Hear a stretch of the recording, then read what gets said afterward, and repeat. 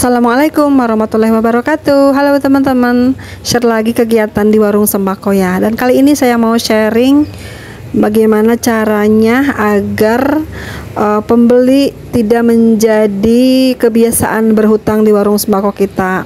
Ini ada salah satu temen yang bertanya, katanya warungnya itu sering dihutangin gitu ya, dan orangnya itu sering berbelanja cash ke tempat lain, sementara untuk ngebon ataupun kasbon ataupun berhutang ke warung beliau gitu ya. Bagaimana cara menghadapi orang tersebut, dikasih atau enggak barangnya, atau bagaimana cara menolaknya ya, dan cara mengatasinya tuh seperti apa supaya tidak jadi kebiasaan gitu ya teman-teman.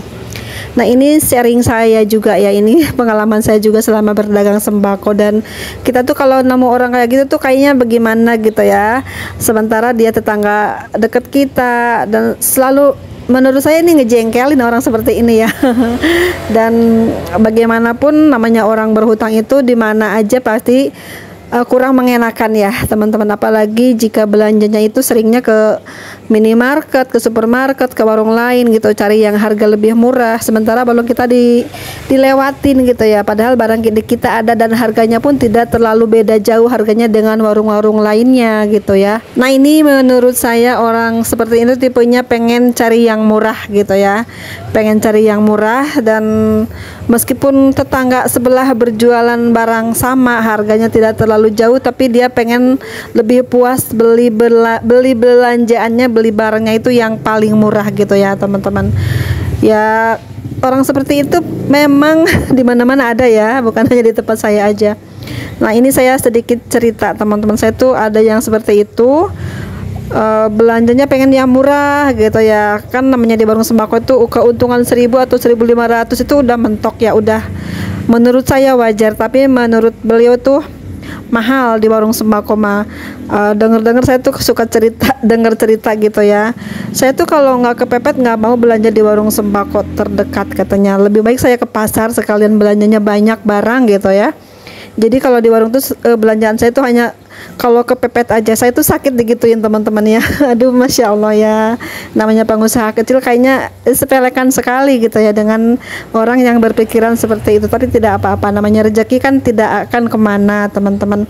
Meskipun orang tersebut tidak belanja di saya, tapi ada lagi orang-orang lain yang baik hati selalu berbelanja di tempat saya, dan akhirnya sampai sekarang saya masih tetap bertahan berjualan sembakonya gitu ya teman-teman. Jadi jika ada tetangga sebelah ataupun tetangga terdekat tidak berbelanja di kita, nggak usah khawatir teman-teman ya. Rezeki itu datang dari arah mana saja. Meskipun tetangga dekat tidak beli di warung kita, namun orang lain yang mungkin rumahnya jauh atau ada orang lewat, dan juga di seberang sana ada rezeki lain yang datang menghampiri kita. Yakin ya teman-teman dengan seperti itu. Yang penting kita masih tetap semangat berjualan, laris manis pokoknya insya Allah ya teman-teman. Dan jangan terlalu berharap kepada orang terdekat ya, berharaplah kepada Sang Pencipta yang menentukan segalanya teman-teman. Untuk barang-barang di warung sembako memang kita harus selalu ready, siapkan gitu ya, apapun yang dibutuhkan pelanggan setiap harinya kita selalu sediakan teman-teman. Untuk menghadapi orang seperti ini, kalau menurut saya ya, ini jangan dikasih terlalu sering pinjaman teman-teman, apalagi jika bayarnya tidak tepat waktu, banyak alasan gitu. Lebih baik kita agak menjauh dari dia, biarkan saja dia ngutang di mana, belanja di mana, terserah dia gitu ya teman-teman. Yang penting jangan ngutang ke kita, nggak apa-apa tidak belanja ke kita daripada kita yang bikin pusing ya teman-teman. Dan kalau mau ngutang mungkin di tempat dia belanja ya, di langganan dia belanja seperti itu, jangan di tempat kita. Misalnya kalau datang ke warung kita, boleh nggak ngambil ini dulu gitu ya, maaf ibu ya, uang saya tuh hanya sedikit, ini modal perlu berputar, saya nggak bisa ngutangin gitu ya teman-teman, bilang seperti itu. Kalau cash silahkan saja, ada barang ada uang gitu teman-teman ya. Kalau untuk ngutangin maaf saya tidak bisa gitu. Dan kita itu harus tegas teman-teman ya, jangan mencela-mencela ya. Kita kasih sementara kita di belakang ngedumel ataupun marah sendiri gitu, itu kan tidak enak juga sama kita ya teman-teman. Lebih baik kita nggak usah kasih sama sekali. Dan kalau misalnya orang itu nggak bakalan maksa kalau pengen ngutang ya, kalau kita nggak kasih nggak bakalan mereka tuh maksa gitu ya teman-teman. Dan kita tuh harus sayang barang kita ya teman-teman.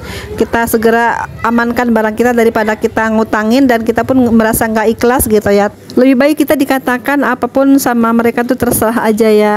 Yang penting barang kita aman dan kita pun nggak merasa dirugikan gitu ya. Kalau kita bener-bener nggak mau ngutangin ya, jangan pelin-pelan saat ada pembeli yang mau berhutang ke warung kita. Apalagi jika kita tahu orang tersebut itu jarang belanja ke kita, jarang berbelanja di kita, itu kan pasti orang tahu kan ya, yang mana-mana yang sering berbelanja ke kita itu kita ngenalin wajahnya teman-teman.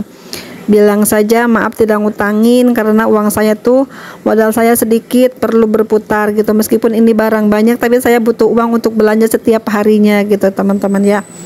Dan kalau maksa banget mungkin teman-teman bisa buat perjanjian untuk tidak lama memberikan hutangan tersebut, dan kita batasi juga pengambilan barangnya. Misalnya kalau untuk hari ini silakan ambil, boleh ngambil gitu ya 20.000, tapi besok sore atau besok pagi dibayar ya. Kalau tidak dibayar kesananya lagi saya nggak bisa memberikan lagi hutangan atau memberikan lagi pinjaman apapun gitu teman-teman.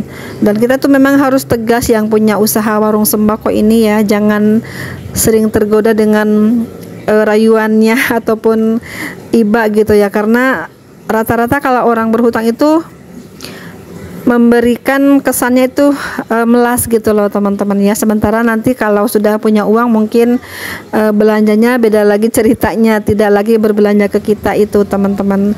Dan kita tuh sebagai pemilik warung sembako itu memang banyak lagi tantangannya ya. Kita tuh merasa nggak tega, kadang tetangga terdekat minta ini itu, sementara belanja juga jarang gitu ya. Pas kita mau kasih, kita sendiri yang merasa dirugikan gitu ya, karena ya merasa nggak pernah belanja, ngapain pakai ngutang ke saya gitu kan ya. Tapi kita nggak berani bilang di depannya langsung gitu ya, tapi dalam hati aja ngomong seperti itu ya teman-teman. Dan biasanya ya kalau orang ditagih hutang itu malah mengeluh gitu ya teman-teman, banyak urusan lah, banyak keperluan lah, anak sekolah atau apa gitu ya teman-teman. Kita kan sama juga ya, punya keperluan juga dan punya juga anak sekolah gitu ya.